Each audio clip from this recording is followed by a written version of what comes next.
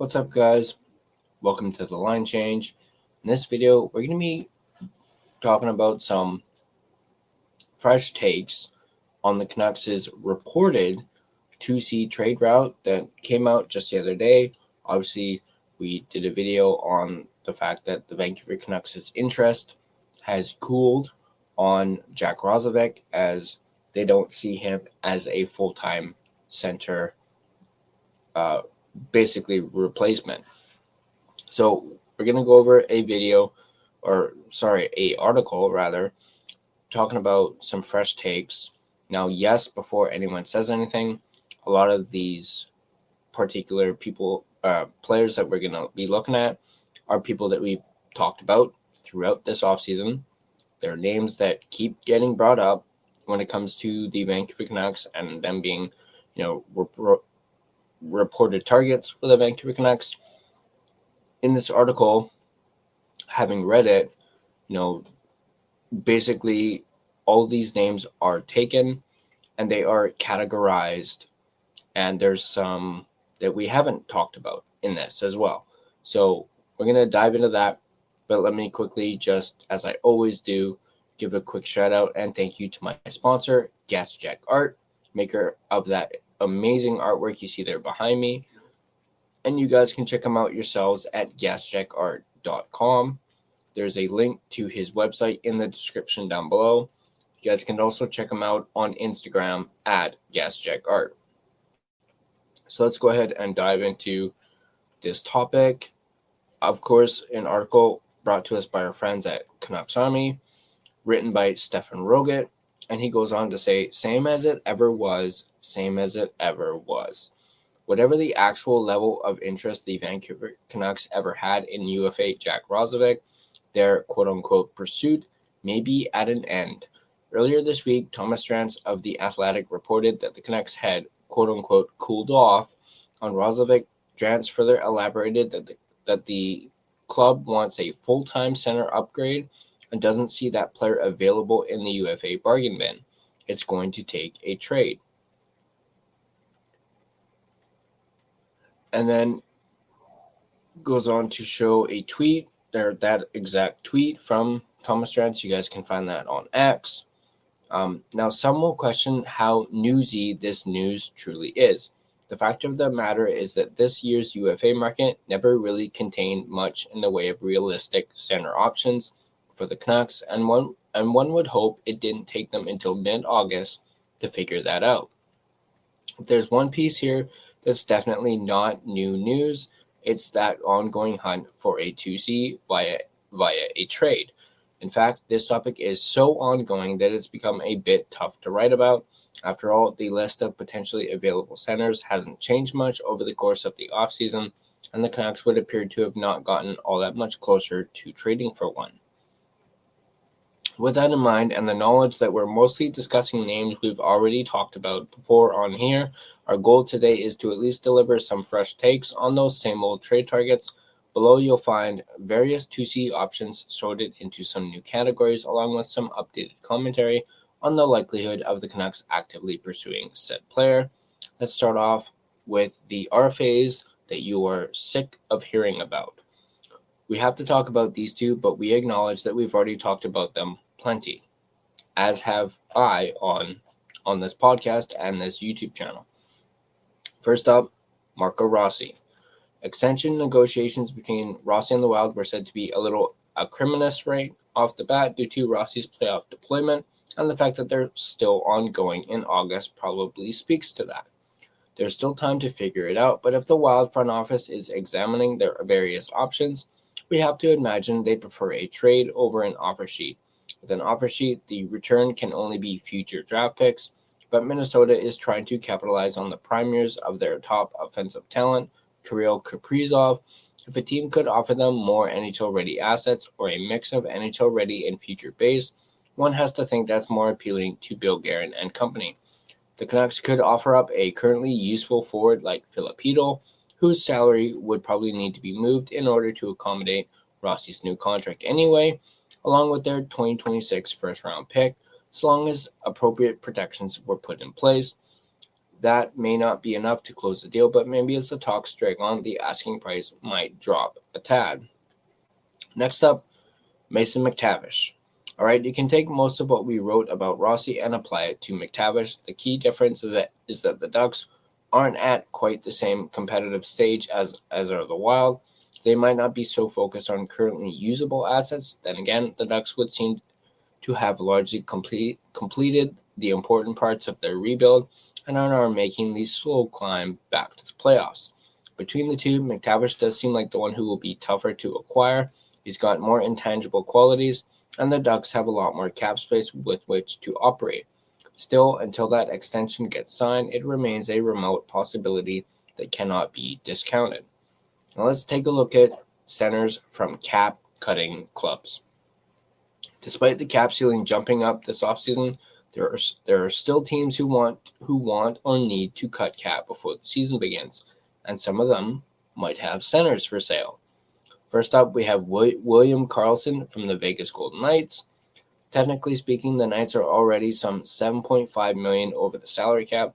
The reality, however, is that they'll be able to cover that entirely by placing Alex Pietrangelo and his $8.8 million cap hit on LTIR, a status from which he is not expected to return. Still, doing so would leave Vegas at their absolute maximum for spending very early on in the season, and they're a club that traditionally loves to make in-season upgrades, especially now that they're down a top defender. In looking at their roster, the Knights are honestly a little overloaded on quality centers. Tomas Hertl might make the most sense to move for cap reasons, but he's got an especially restrictive no-trade clause. Karlsson is an original Golden Knight, but that doesn't seem to matter much to Vegas management, and he would be much easier for them to move. Next up, we have Nicholas Waugh from the Toronto Maple Leafs. The Maple Leafs are about $2 million under the cap, so they don't need to cut salary, but the word on the street is that their interest in Roslovic has not cooled, and that they're still attempting to cut cap in order to fit him. This will likely be accomplished by the dumping of an expensive fourth liner like David Kampf or Calle Jarnkrok, but if the Maple Leafs want to get a little bit of value back in their cap dump, another option is Waugh. Waugh came back from the Golden Knights as part of the quote-unquote return for Mitch Marner, but at that point, they had to take something. It's tough to say how much Waugh is actually in their plans, and they do have some other options available at center. Combine the cap cutting with the extra Neos. I'm not even going to bother with that one. And Waugh might wind up being a relatively buy low option. Next up, we have Ross Colton from the Colorado Avalanche. The Avalanche just signed Victor Olofsson to a contract, and his $1.575 million contract leaves him just over $1.3 million of available cap space. It also leaves him with an excess of bottom six forwards. Of the set, the best is probably Colton, but he's also the most expensive at $4 million cap hit. We suspect it might not cost that much to pry him loose, and there's been talk in the past of Colton specifically seeking a trade out of Colorado so that he'd have more of a chance to play center. Well, we know where he could get that chance. Next up, we have Evan Rodriguez of the Florida Panthers. The Panthers are almost $4 million over the cap, and unlike some of the other teams mentioned here, they don't have an easy way to get back under. Chances are good that Matthew Tkachuk will start the season on LTIR, but that's only a temporary solution as he will return at some point. The name most associated with Florida cost cutting is Rodriguez, a versatile forward who can play all three forward positions. Given his recent playoff performances, there's probably a decent sized market for him, so some sort of bidding war may ensue, though we like the odds of the Panthers preferring to send Rodriguez to the West. Now let's take a look at the unexpected revisits. This is a collection of names that the Canucks have reportedly been interested in before and could now be circling back on. First up, Marty Necas from the Colorado Avalanche. We know the Canucks were interested in Necas back when he was a Hurricane and Elias Pettersson trade talks were ongoing.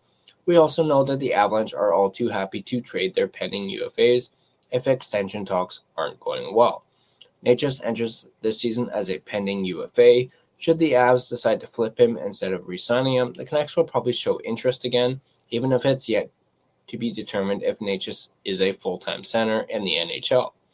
The challenge here would be both coming up with the assets required, Hedl and a first won't cover this, and then finding the cap space to extend Necas beyond this year. Neither will be easy tasks. Next up, we have Josh Norris of the Buffalo Sabres. We've written plenty about Quinn Hughes' best friend before. For now, he seems to be a part of the plan in Buffalo, but if the Sabres get off to another bad start, they've almost got to clean their managerial house, and if a new GM comes in, he might not feel as committed to Norris's $7.95 million cap hit and extensive injury history. It takes some waiting, but if Norris were to hit the market at a reduced cost, it'd be hard for the Canucks to not at least want to kick the tires, especially with that Hughes extension still pending. Next up, we have Jared McCann of the Seattle Kraken. It's often tough to guess what the Kraken are really doing. They don't need cap space, they need additional talent, but there's still some word on the street about McCann being available. One could assume this has something to do with the team slowly but surely shifting to a focus around young centers, Matthew Beniers and Shane Wright, in addition to the bounty of our recent draft picks on the way. Maybe the team is looking to sell McCann 1 year before he's a pending UFA and to use a trade to recoup some longer-term assets. If there's any lingering bad blood between McCann and the club that gave up on him, one has to hope it's faded by now. The Canucks aren't going to find much better bang for buck in a top 6 center than McCann at $5 million, so long as the Kraken don't instill too heavy of a rivalry tax on the trade cost. Next up, we have Jesperi Kotkaniemi of the Carolina Hurricanes. With more than $10 million in cap space and an already contending roster, the Hurricanes are probably good to stand pat for now.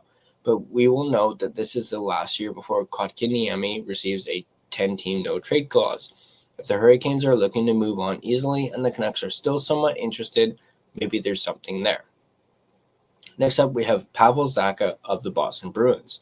We're cheating a little on this one because there have never been any concrete rumors of the Canucks' interest in Zacha, just various whispers, both when he was on the Devils and since he's arrived in Boston.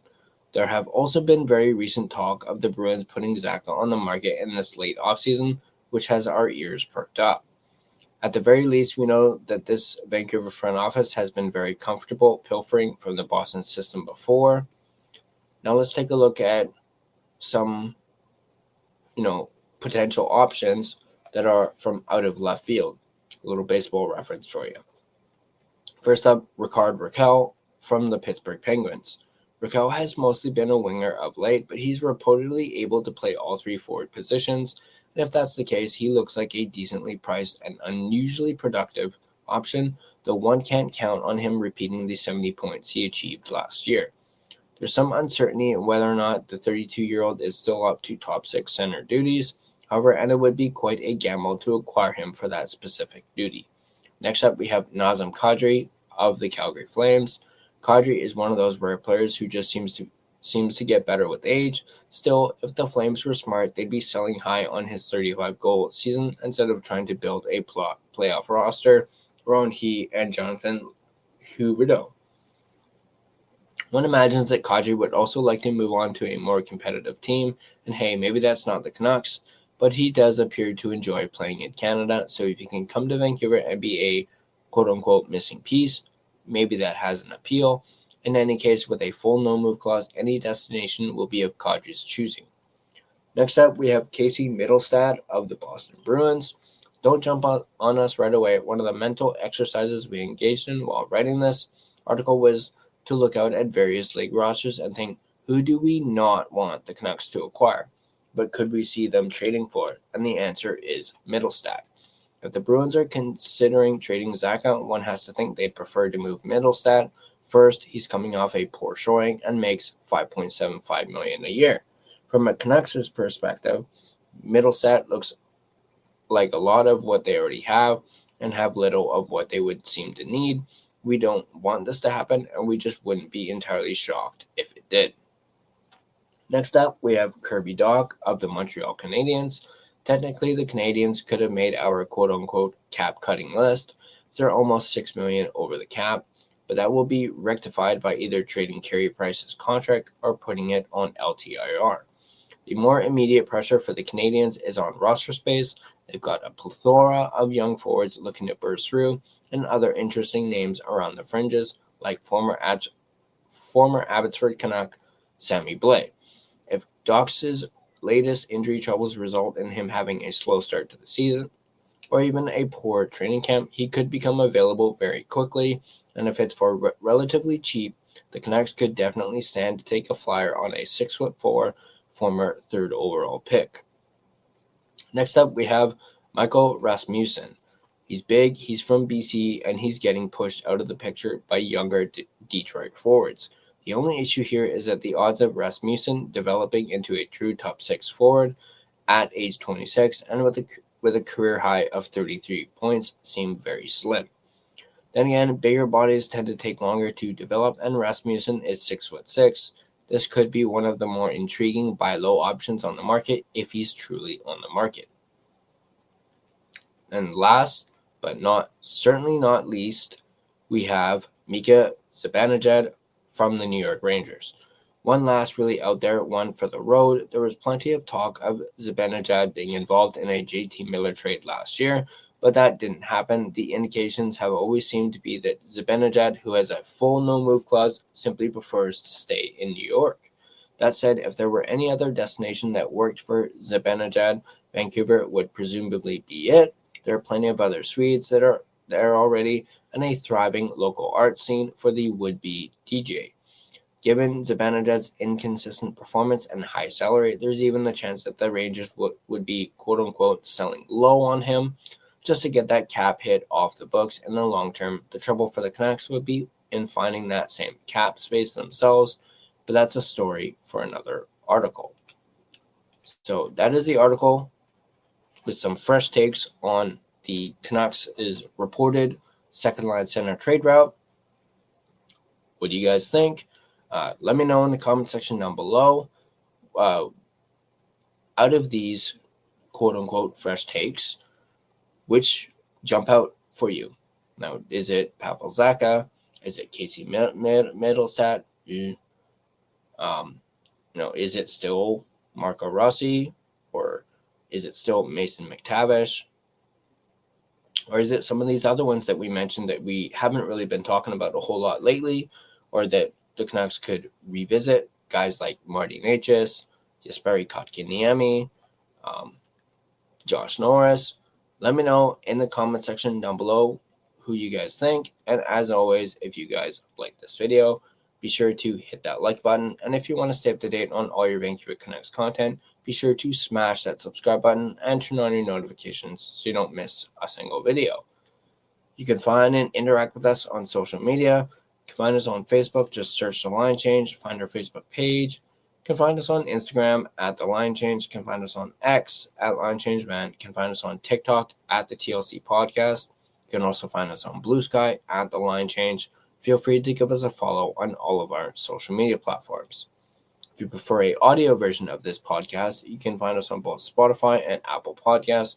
On Spotify, feel free to give us a follow, as well as rate and review us. It is, of course, greatly appreciated and really helps out the podcast. But that's going to do it for me. As always, let's go Canucks, and I'll see you guys in the next video.